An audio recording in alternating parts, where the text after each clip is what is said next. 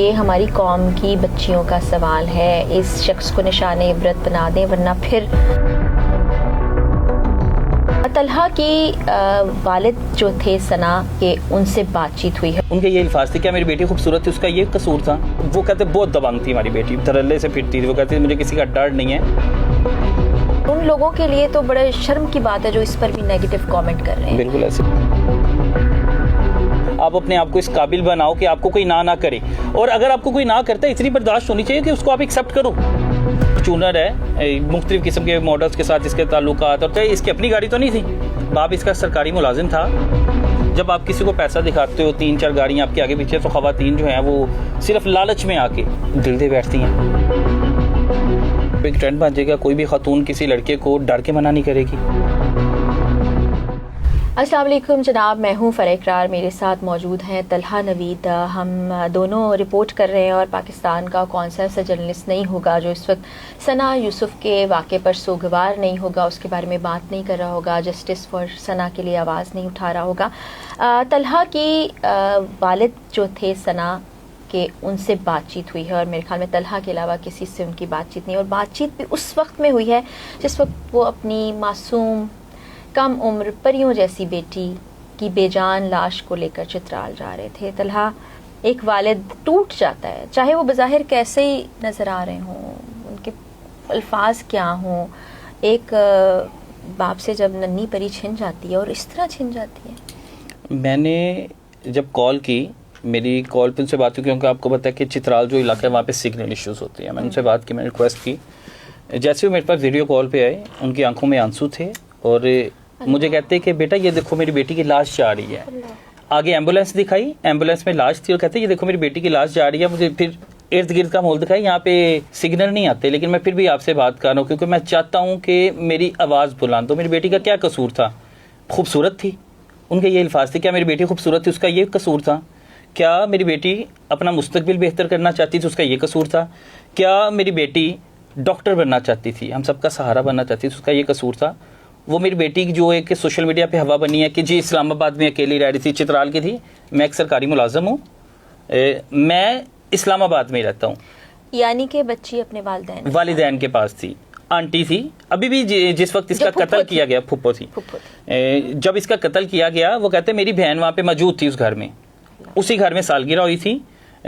कसूर ये होता है कि सोशल इन्फ्लुएंसर जो है ना, अपनी लाइफ को इस हद तक पब्लिक कर देते हैं कि आप अपने बता देते हैं जी मैं किस वक्त क्या कर रहा हूँ, मैंने किस वक्त कहाँ जाना है, डिटेल दे देते हैं। अब इस शख्स को देखें, अंदाजा लगाएं, ये डायरेक्ट उसके कमरे में गया छलांग लगाकर, डायरेक्ट उसके कमरे में गया, ताकि वो घर भरा था इस्लामाबाद, जो जिस घर में रिहायशी थी इसकी पुप्पो का, वो भरा घर था। ये क्या था, वो वीडियोज़ में उसने सारी चीज़ें दिखाई हुई थी, वो टिकटॉक पे पोस्ट की हुई थी। वो स्पेशल उसी कमरे में जाके उसने टारगेट किया। हो सकता है कि ना इस चीज़ का पता होता तो बच्ची बच जाती। अब होता क्या है, वो कहते हैं कि मैंने पूछा, मैंने कहा आपको पता है कि आपके कज़न पे भी इल्ज़ाम लगाए जा रहे हैं कि आपका कज़न है? कहते हैं मेरा कोई कज़न नहीं है, झूठ बताया जा रहा है।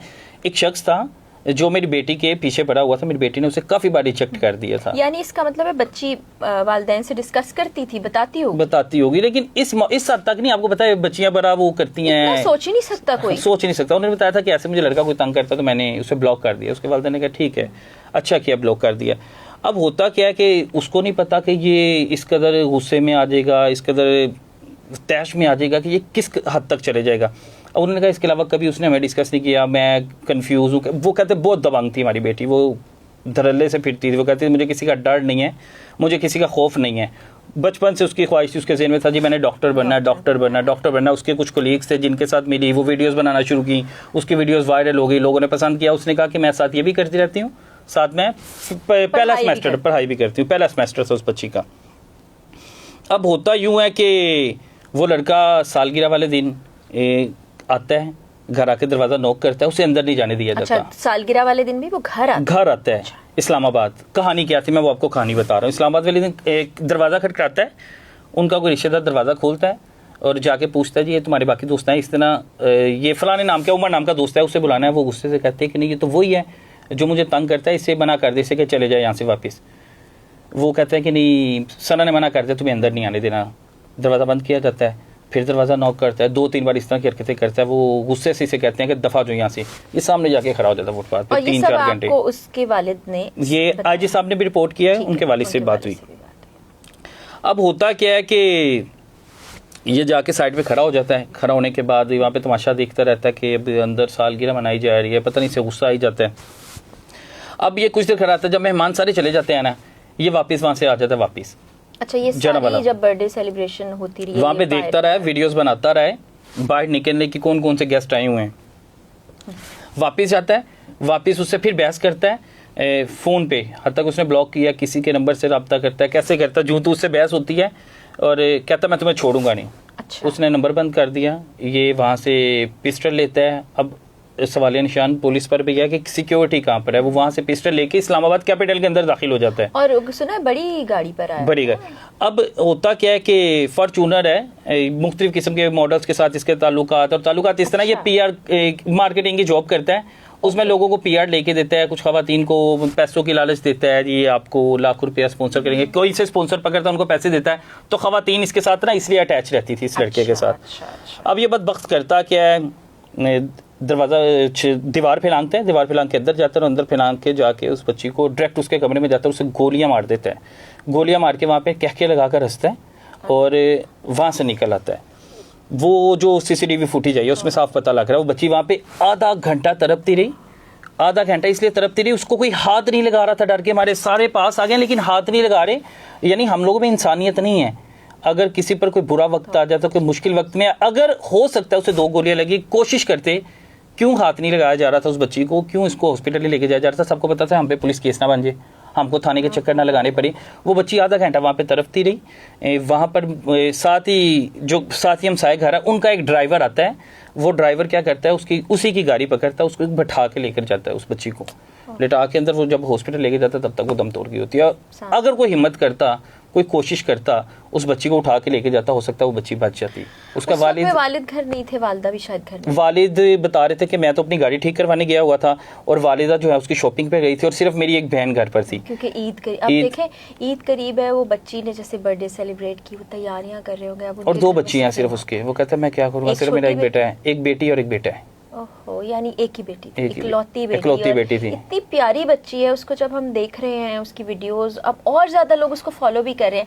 लेकिन तला वहीं पर आप खुद भी एक आदमी है, मर्द की ये क्या सोच है कि औरत ने मुझे ना कह दिया तो अब मैं इसे छोड़ूंगा नहीं, इसने मुझसे शादी नहीं की या मुझसे कोई रिश्ता कायम नहीं किया, दोस्ती नहीं की, तो अब ये किसी और की नहीं हो सकती, इसकी जान ही ले लूं। क्या इल्म की कमी, अकल की कमी, शऊर की कमी, दीन से दूरी, सबसे बड़ी बात दीन से दूरी। सिखाया ही नहीं जाता बच्चों को कि सब्र होनी चाहिए, ठीक है ना। औलाद को आजकल नहीं सिखाया जा रहा सब्र क्या होना चाहिए। अगर आपको कोई ना करता है, रिजेक्ट करता है, तो आप में कमी है जिस वजह से आपको ना हुई है।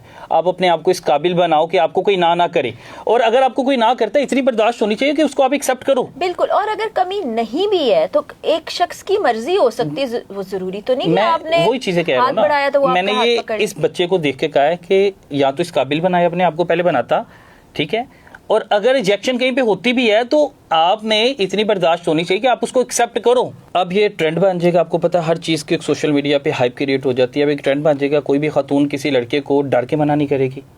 अगर कोई खामद है अपनी बीवी पर जुल्म कर रहा है तो वो घर आके किसी को बताए ना। अगर बाप अपनी बेटी पे जुल्म कर रहा है, खुदा ना खास्ता कई ऐसे वकूए देखे हैं, तो बेटी अपनी माँ को ना बताए डरती हुई। यानी खवातीन को इतना दबाया जा रहा है, इतना ज़दोकोब किया जा रहा है, फिर उसको देखकर भी ये वैसा बनना चाहते हैं। बिल्कुल ऐसे ही। अब ये जो लड़का था, अब ये लड़का, इसकी अपनी गाड़ी तो नहीं थी, बाप इसका सरकारी मुलाजिम था, इसका उमर का बाप भी सरकारी मुलाजिम था। ये फार्चूनर रेंट पे लेता है, ठीक है। अगर तोहफे तहफ़ भेजता रहा उस बच्ची को या किसी खवातीन को भी भेजता है तो वो पता नहीं कहाँ से पैसे कार कुर के किसको फ्रॉड लगा के उनको पैसे भेज के अपनी ज़िंदगी बड़ी अय्याशी वाली दिखाता है। जी मैं बड़ा अय्याश हूँ, मैं बड़ा अमीर ज़्यादा हूँ, तो मेरे साथ जिसका ताल्लुक होगा तो वो बड़ा खुश रहेगा। यानी ये सिर्फ वो ज़िंदगी बना दी हुई है ना कि सिर्फ पैसा जिसके पास है तो वो आपको खुश रख सकता है। और जब आप किसी को पैसा दिखाते हो, 3-4 गाड़ियाँ आपके आगे पीछे, तो खवातीन जो हैं वो सिर्फ लालच में आके दिल दे बैठती हैं, वो उसके दिखावे में आ जाती हैं, चिकनी चुपड़ी बातों में आ जाती हैं। और उन लोगों के लिए तो बड़े शर्म की बात है जो इस पर भी नेगेटिव कमेंट कर रहे हैं। बिल्कुल ऐसे ही है, जहालत है। अल्लाह ताला हमारे लिए आसानियाँ करे, हमारी बच्चियों को महफूज रखे। और मैं जो वज़ीर आज़म हमारे हैं शहबाज शरीफ साहब और हमारी जो पंजाब की वज़ीर आला है मरीम नवाज साहिबा, उनसे फिर अपने प्लेटफॉर्म से अपील करना चाहूँगी कि ये हमारी कौम की बच्चियों का सवाल है, इस शख्स को निशाने इबरत बना दें, वरना फिर चंद दिन बाद हम ऐसे बैठे होंगे किसी और बच्ची के बारे में हैशटैग चला रहे होंगे, जस्टिस फॉर, नाम बदल जाएगा और इस तरह के किरदार चेहरे बदल के सिर्फ हमारे सामने आते रहेंगे।